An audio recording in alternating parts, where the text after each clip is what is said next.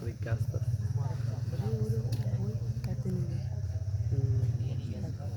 একই ধরনের এক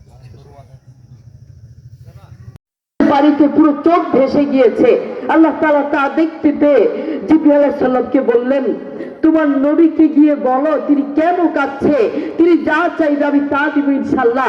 জিবরিলকে বললেন, আল্লাহ জিবরিলকে বললেন, জিবরিল নবীকে বললেন, হে নবী আপনি কেন কাঁদছেন, আপনি বলুন আপনি যা চাইবেন আপনি তা পাবেন।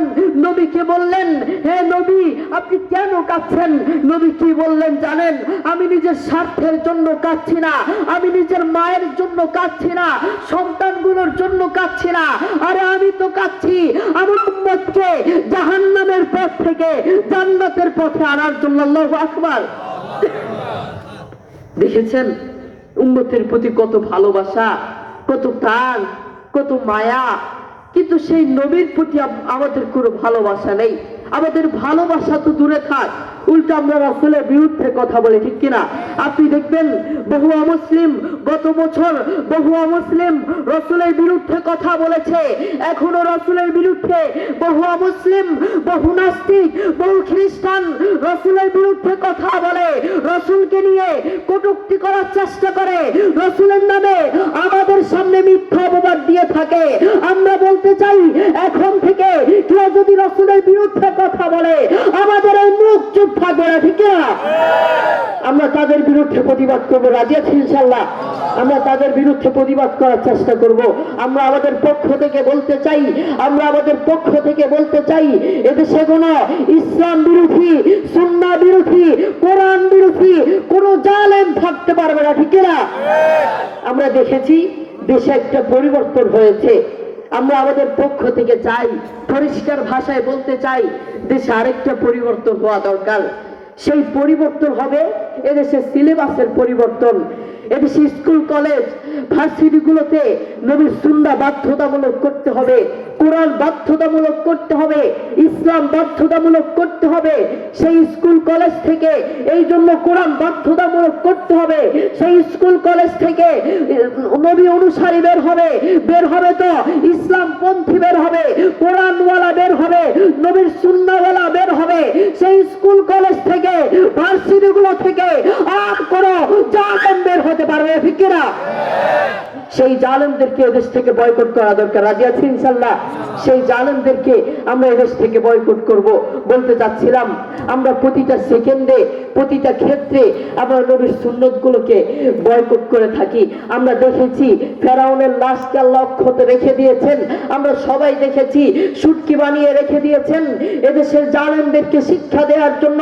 এই জালেম তোমরা শুনে রেখো, সেই জালেমদেরকে সেই ফেরাউন থেকে শিখে নাও। যদি শিক্ষা গ্রহণ করতে চাও সেই ফেরাউন থেকে শিখে নাও।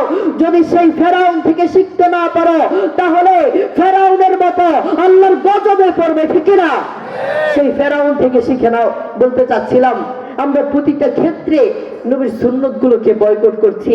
সেই সাহাবীদের নবীর সুন্নতের প্রতি ভালোবাসা ছিল। একদিন ইমাম আবু দাউদ রাহিমাহুল্লাহ তিনি দেখতে পেলেন একজন ব্যক্তি তিনি হাসি দিয়েছে, হাসির জবাবে কি বলতে হয়? আলহামদুলিল্লাহ বললে বলতে হয় ইয়ারহামুকাল্লাহ। আপনারা বলুন কি বলতে হয়? ইয়ারহামুকাল্লাহ। তো ওই ব্যক্তি ইমাম আবু দাউদ রাহিমাহুল্লাহ শুনেছেন ওই ব্যক্তি হাসি দিয়েছে, তো ওই ব্যক্তি ছিলেন একটু দূরে। ইমাম আবু দাউদ রাহিমাহুল্লাহ শুনে নদী পার হলেন, নৌকা ভাড়া করলেন, নৌকা ভাড়া করে ওই লোকটির সামনে গিয়ে বললেন ইয়ারহামুকাল্লাহ। লোকটি অবাক হয়ে বললেন আপনি এত দূর থেকে এই ইয়ারহামুকাল্লাহ বলার জন্য কেন আসছেন? সেই লোকটি বলল আরে আমি বেঁচে থাকতে, আমার জীবন থাকতে আমি নবীর একটা সুন্নতকে বয়কট করতে পারি না। আল্লাহু আকবার। দেখেছেন নবীর সুন্নতের প্রতি কত ভালোবাসা, নবীর কোরআনের প্রতি কত ভালোবাসা, ইসলামের প্রতি সেই সাহাবীদের, নবীর সাহাবীদের কত ভালোবাসা ছিল। কিন্তু আমাদের সেই রাসূলের প্রতি, সেই সুন্নতের প্রতি, সেই কোরআনের প্রতি কোনো ভালোবাসা নেই। আমরা প্রতিটা ক্ষেত্রে নবীর সুন্নতগুলোকে বয়কট করছি। আপনি দেখবেন একটা ছোট্ট ছেলে নাক টিপ দিলে দুধ বের হয়, এমন ছেলে দেখবেন চুল কাটে চারপাশে নাই কিন্তু মাথার উপর একটু থাকে। আবার বহু সন্তান দেখবেন বিভিন্ন অনুষ্ঠানে নাচ গান করে, এই সন্তান এগুলো শিখতে পারে না, এই সন্তানকে খারাপ মানায় তার মা এবং বাবা।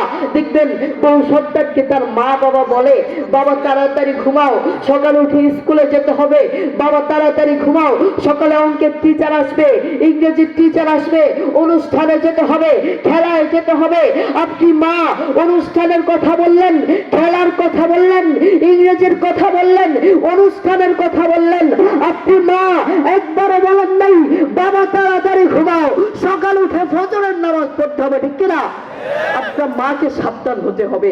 এই জন্য সন্তান যদি খারাপ পথে যায়, মাদেরকে বলতে চাই, মা আপনারা আপনাদের সন্তানদেরকে খেয়াল রাখবেন, সন্তান কোন পথে যায়, কোন পথে হাঁটে, বাবারা মায়েরা সন্তানদেরকে খেয়াল রাখবেন।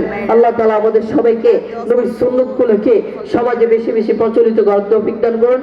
আসসালামু আলাইকুম ওয়া রাহমাতুল্লাহ।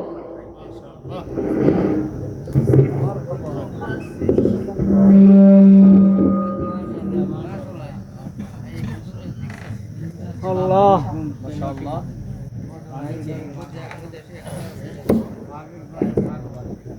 মাশাআল্লাহ, জাযাকুমুল্লাহ খাইর। অনেক রাত হয়েছে ভাই, ফজর নামাজ পড়তে হবে। এত রাত পর্যন্ত আপনারা চাতক পাখির মতো চেয়ে আছেন, আমাদের কথাগুলো শুনছেন।